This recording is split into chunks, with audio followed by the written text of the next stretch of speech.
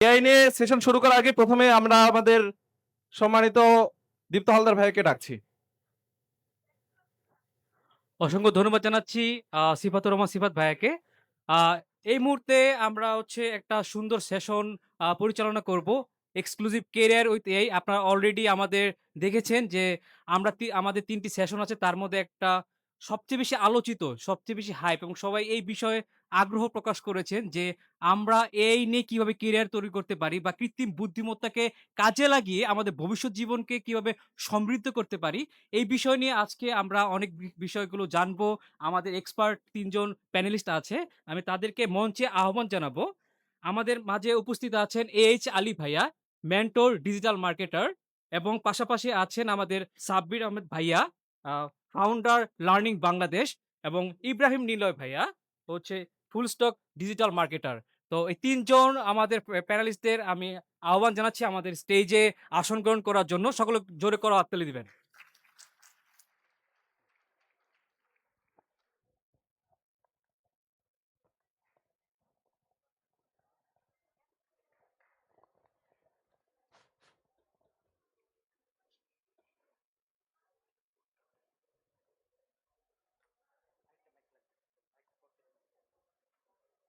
এরপরে চলে যাচ্ছি ইব্রাহিম নিলয় ভাইয়ের কাছে।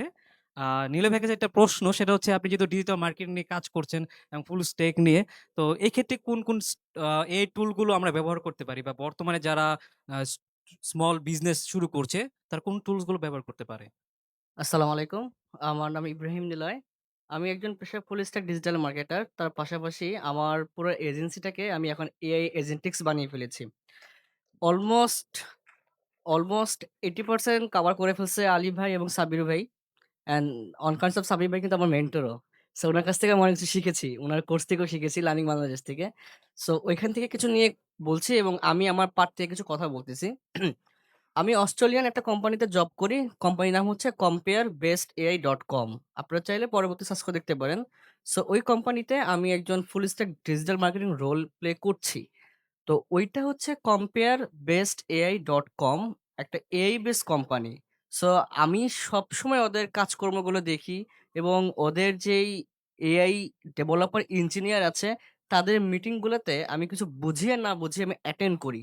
তো অ্যাটেন্ড করাতে আমি যে জিনিসটা বুঝতে পারলাম, দেখেন AI, AI automation, AI agent and AI agentic কিছুদিন পর চলে আসবে এজিআই।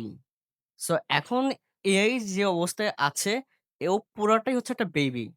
আমাদের মানবদেহে যেমন ৩ টা ৪ টা স্টেজ থাকে। আমরা বেবি থাকি, আমাদের একটা কিশোর বয়স থাকে, দেন আমরা যৌবনকালে যাই। তো এআইটা হচ্ছে গিয়ে এখন পুরোটাই বেবি, পুরোটাই বাচ্চা। ওকে এখনো ট্রেন আপ করা হচ্ছে। যখন এজিআই চলে আসবে, তখন হয়তোবা আমাদের শিখার সময়টা চলে যাবে। তখন অনেক কিছু রিপ্লেস হয়ে যাবে। বাংলাদেশের একটা কোম্পানি আছে, নাম হচ্ছে এনডিসি লিমিটেড। আমি ওই কোম্পানিতে আম ডিজিটাল মার্কেটিং এ কাজ করে থাকতাম।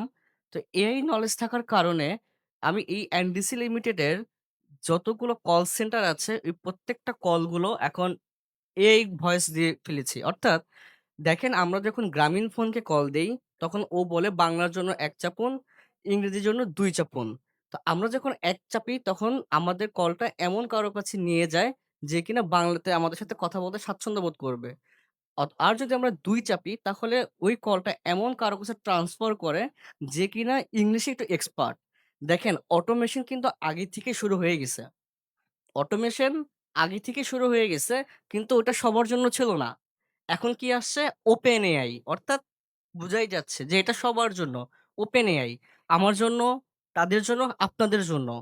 এআই, এজিআই আসার আগেও যদি এখন এআই নিয়ে আমরা কাজ না করি এবং আমরা যে পেশায় আছি যেমন ভাইয়া বলল যে ডিজিটাল মার্কেটিং এ আমি কিভাবে কাজ করছি।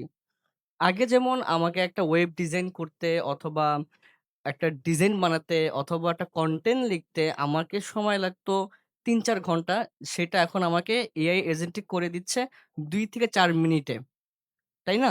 কারণ আমরা এখন যেকোনো কিছু টপিক জাস্ট এআই কে বললেই ও আমাদেরকে লিখে দিচ্ছে। আমি অস্ট্রেলিয়া যে কোম্পানিতে কাজ করি এখানে বেশ কিছু অস্ট্রেলিয়ান ছেলেপেলে আছে। ওরা এতটা দুর্দান্ত যে মানে ওরা পুরো সিস্টেমটাই অটোমেটেড করে ফেলতেছে। তো ডিজিটাল মার্কেটিং ক্যারিয়ারে যারা আছেন, তারা যদি এখনো যদি এআইটাকে আয়ত্ত করতে না পারেন, আপনাদের জন্য কিন্তু সামনে ভবিষ্যতে অন্যান্য ডিজিটাল মার্কেটের সাথে টিকে থাকা খুবই কষ্ট হয়ে যাবে। কাজেই আমার মানে লাস্ট ফিনিশিং লাইন এটাই থাকবে, এজিআই আসার আগেই আপনারা এআইটাকে আয়ত্ত করে ফেলুন। ধন্যবাদ। ধন্যবাদ ইব্রাহিম নিলয় ভাইয়াকে। আমি ৩ জনের উদ্দেশ্যে randomly একটা কোয়েশ্চেন করব। আমাদের অডিয়েন্সের থেকে সবার সেম প্রশ্ন থাকে যে, আমরা কেরিয়ার গড়তে চাই এআই দিয়ে। তো কিভাবে আমরা যারা হচ্ছে টেক নিয়ে কাজ করি, তারা কিভাবে কেরিয়ার করব? যারা টেক নিয়ে কাজ করি না বা টেক ব্যাকগ্রাউন্ড স্টুডেন্ট না, তারা কিভাবে কেরিয়ার নিয়ে আমরা হচ্ছে আমাদের এআই দিয়ে কেরিয়ারটাকে সমৃদ্ধ করতে পারি বা এআই নিয়ে আমরা চিন্তা ভাবনা করতে পারি, ভবিষ্যতে কিছু করব?